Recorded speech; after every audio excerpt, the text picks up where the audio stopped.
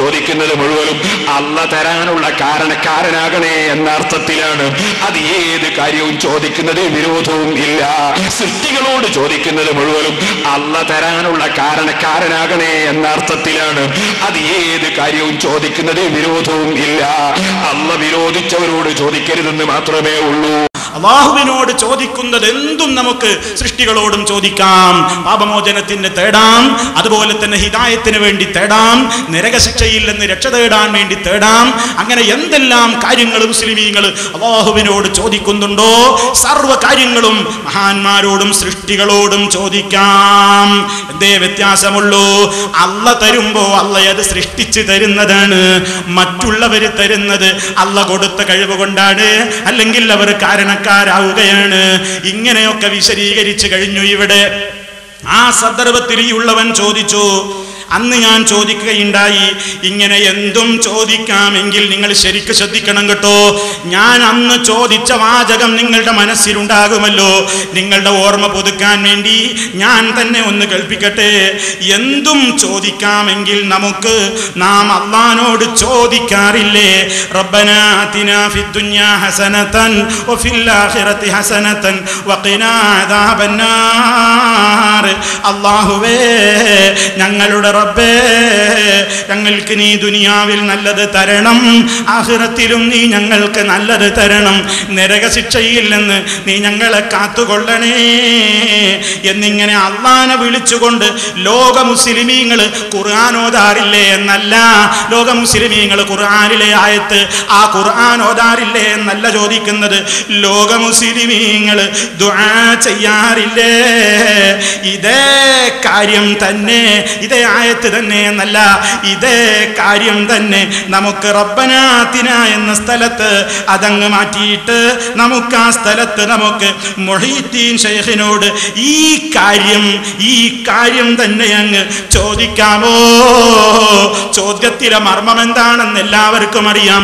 അള്ളാഹിനോട് ചോദിക്കുന്നത് എന്തും സൃഷ്ടികളോടും ചോദിക്കാമെങ്കിൽ അള്ളാഹിനോട് നമ്മൾ ഒരുപാട് കാര്യങ്ങൾ ചോദിക്കുന്നതായി ദുആകളിലുണ്ടല്ലോ.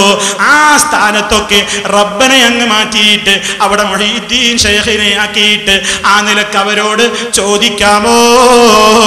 ആ കാര്യം ചോദിക്കാമോ എന്നതായിരുന്നു ചോദ്യം എന്നെല്ലാവർക്കും അറിയാം.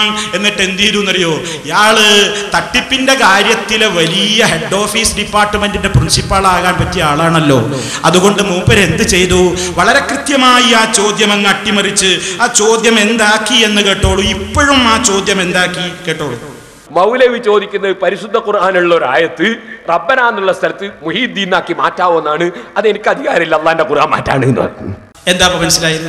മൗലവി ചോദിച്ചത് എന്താണ്? ഖുർആനിലുള്ള ഒരു ആയത്ത് റബ്ബന എന്ന സ്ഥലത്ത് മുഹീദ്ദീൻ എന്നാക്കാവോ എന്നാണ്. അതെനിക്ക് അധികാരമില്ല അള്ളാഹുടെ ഖുർആൻ മാറ്റാൻ. ഞാൻ ഇയാളോട് അന്നെ പറഞ്ഞു, ഞാൻ നിങ്ങളോട് അങ്ങനെയല്ല ചോദിച്ചത്. എന്റെ ചോദ്യത്തിന്റെ മർമ്മം എവിടെയാണെന്ന് മനസ്സിലായില്ലേ എന്ന് അന്ന് ഞാൻ ചോദിച്ചിട്ടുണ്ട്. ആ അള്ളാഹിനോട് ചോദിക്കുന്നത് പോലെ ഏത് കാര്യവും നമുക്ക് സൃഷ്ടികളോടും ചോദിക്കാമെങ്കിൽ നമുക്ക് റബ്ബനാ ആതിനക്ക് പകരം യാ മുഹീദ്ദീൻ ആതിനാ ഫിദ്ദുനിയാ ഹസന വഫിൽ ആഖിറതി ഹസനതൻ വഖിനാ അദാബന്നാർ എന്ന് ദുആ ചെയ്യാമോ? ഇതാണ് ഞാൻ അന്ന് ചോദിച്ചത്. അതല്ലാതെ ഖുർആനിലുള്ള റബ്ബനക്ക് പകരം എന്നോ അതല്ലെങ്കിൽ ഓതാമോ എന്നോ ഒന്നും ഞാൻ ചോദിച്ചിട്ടില്ല. ഇതൊക്കെ മനസ്സിലായിട്ടും കബളിപ്പിക്കുന്ന സ്വഭാവക്കാരനായ പേരോട് മുസ്ലിയാര് പിന്നെയും നുണ ആവർത്തിക്കുന്നു, ഇനിയും ആവർത്തിക്കുന്നു. ഒരു മനസ്സാക്ഷി കുത്തും ഈ മനുഷ്യനില്ലല്ലോ. ആവർത്തിച്ച് ഇനിയും അതേ വിഷയം കള്ളമാക്കി അവതരിപ്പിക്കുന്നത് കേട്ടോളൂ.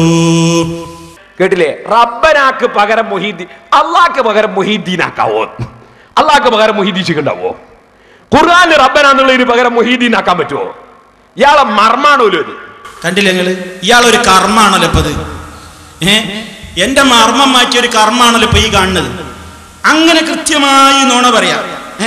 അതങ്ങ് മാറ്റിയിട്ട് മൗലവി ചോദിച്ചതാണ് ഖുർആനിലത് മാറ്റിയിട്ടല്ലേ എന്നിങ്ങനെ കബളിപ്പിക്കുന്ന ഒരു സ്വഭാവം. ഇതാണ് ഇപ്പൊ ഖണ്ഡന പ്രസംഗത്തിന്റെ സ്വഭാവം. അപ്പൊ ഞാൻ അങ്ങ് ചോദിച്ചു, ഈ ഉള്ളവരങ്ങ് ചോദിച്ചു, ഇങ്ങനെ ഈ കൃത്രിമം കാണിച്ച് കള്ളം പറയുന്ന ഈ ഒരു സംസ്കാരം, ഈ ഒരു സമ്പ്രദായം നിങ്ങൾ ഏത് കോളേജിൽ നിന്ന് പഠിച്ചതാന്നൊരു ചോദ്യം ഉണ്ടെന്ന് ചോദിക്കുന്നു. നിങ്ങളുടെ ഈ കാപട്യം, നിങ്ങളുടെ ഈ കുബുദ്ധി, നിങ്ങളുടെ ഈ അട്ടിമറി എന്റെ ചോദ്യത്തിൽ നിന്ന് കുതറി മാറിയിട്ട് മറ്റൊരു ചോദ്യമാക്കി മാറ്റുന്ന ഈ തട്ടിപ്പ്, ഈ കുബുദ്ധി നിങ്ങൾ ഏത് കോളേജിൽ നിന്ന് നേടിയതാ?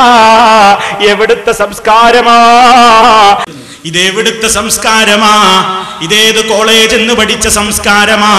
നിങ്ങൾക്കിതെവിടുന്നാ ഈ സംസ്കാരം കിട്ടിയത് എന്ന് ഈ ഉള്ളവനെന്ന് വളരെ വിനയത്തോടുകൂടെ ചോദിച്ചിരുന്നു. അതിനും പേരോട് മുസ്ലിയാർക്ക് മറുപടിയുണ്ട്. എവിടുന്നാ കിട്ടിയത് എന്ന് അദ്ദേഹം പറയുന്നു, കേട്ടോളൂ. ഇത് എവിടുന്നാ പഠിച്ചത് ഈ സംസ്കാരവും? അത് ഞങ്ങൾക്ക് പഠിക്കാൻ തന്നെയാ മർക്കസു സഖാഫത്തി സുന്നിയ. ഇത് എവിടുന്നാ പഠിച്ചത് ഈ സംസ്കാരവും? അത് ഞങ്ങൾക്ക് പഠിക്കാൻ തന്നെയാ മർക്കസു സഖാഫത്തി സുന്നിയ. ഇപ്പൊ എവിടുന്നാ പഠിച്ചത്? അത് ഞങ്ങൾക്ക് പഠിക്കാൻ തന്നെയാണ് മർക്കസു സഖാഫത്തു സുന്നിയ എന്നാണ് ഇപ്പൊ പറഞ്ഞത്. എന്നാൽ